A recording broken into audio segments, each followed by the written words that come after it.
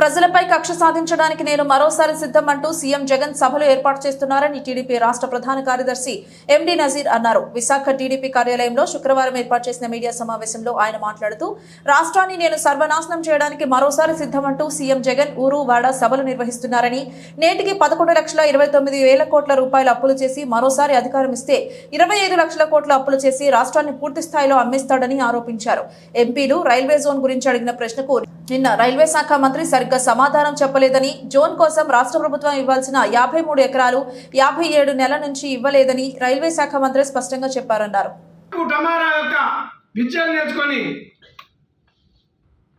ఆ యొక్క ప్రశాంత్ కిషోరో లేకపోతే ఇంకో కిషోరో లేకపోతే వెన్నెల కిషోరో లేకపోతే కమిడియన్లో వాళ్ళందరినీ పెట్టుకొని మైండ్ గేమ్లు ఎలా ఆడదాం, ప్రజల యొక్క 10 సార్లు దొంగండి మంచోడు మంచోడు మంచోడు మంచోడు మంచోడు అంటే 11సారి ప్రజలు మంచోడు అంటారని ఒక ఆలోచనతో మైండ్ గేమ్ ఆడుతూ ఎక్కడ చూసినా హోర్డింగ్స్, ఆ హోర్డింగ్స్ యొక్క ఖర్చు ఏంటండి? కొన్ని వందల కోట్లు కేవలం విశాఖపట్నం ఉత్తరాంధ్ర కాదు, యావత్ ఆంధ్రప్రదేశ్లో కొన్ని లక్షల హోర్డింగ్స్ అయిపోతున్నాడు జగన్మోహన్ రెడ్డి. ఎవడి బాబు డబ్బులు అని అడుగుతున్నాం.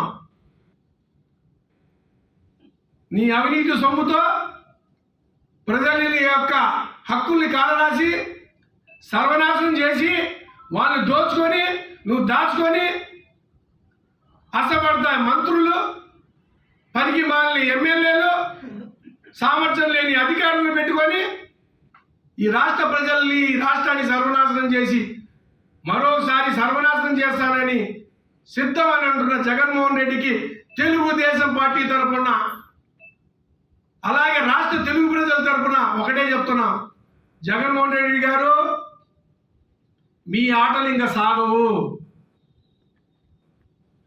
మీరు ఓటికి 1 కేజీ బంగారం ఇచ్చినా, ఈ రాష్ట్రంలో ఓటికి 1 కేజీ బంగారం ఇచ్చినా ప్రజలు మీకు ఓటేస్తానికి సంసిద్ధంగా లేరు. మీరు ఓడిపోతానికి సిద్ధంగా ఉండండి. నారా చంద్రబాబు నాయుడు గారు, అలాగే జనసేన అధినేత అయిన పవన్ కళ్యాణ్ గారు, మా 2 పార్టీల యొక్క సంకీర్ణ ప్రభుత్వం రాబోతుంది. నారా చంద్రబాబు నాయుడు గారు ముఖ్యమంత్రి అవబోతున్నారు. ఇవాళ రాష్ట్రంలోనే కాదు, ప్రపంచంలో ఉన్న తెలుగు వాళ్ళందరూ ఎదురు చూస్తున్నారు. ఎలక్షన్స్ ఎప్పుడొచ్చిద్దా ఎప్పుడొచ్చిద్దా,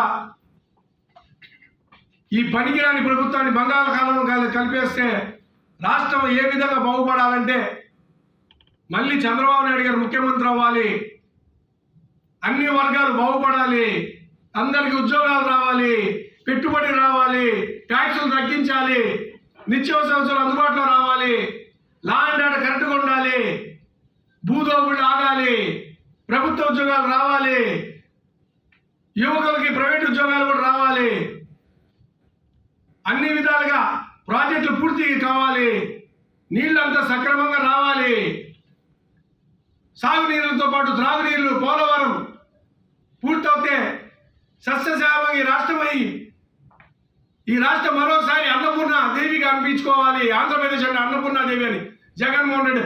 ఆంధ్రప్రదేశ్ అంటే ఆంధ్రప్రదేశ్గా అప్పుల ఆంధ్రప్రదేశ్గా తయారు చేసిన జగన్మోహన్ రెడ్డి.